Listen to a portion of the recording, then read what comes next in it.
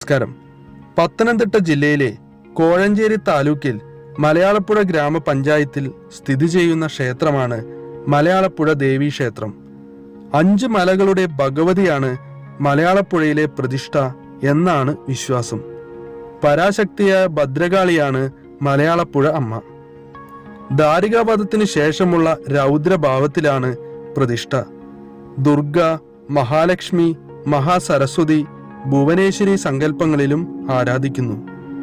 1000 വർഷത്തിലധികം പഴക്കമുള്ള ക്ഷേത്രമാണിത്. കടും ശർക്കരയോഗം കൊണ്ടാണ് വിഗ്രഹം നിർമ്മിച്ചിരിക്കുന്നത്.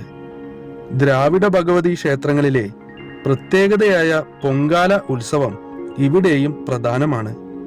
ഇതാണ് മകരമാസത്തിലെ മകര പൊങ്കാല. ചൊവ്വ, വെള്ളി, പൗർണമി ദിവസങ്ങളിൽ ധാരാളം ഭക്തജനങ്ങൾ ഇവിടെ എത്താറുണ്ട്. വിളിച്ചപേക്ഷിച്ചാൽ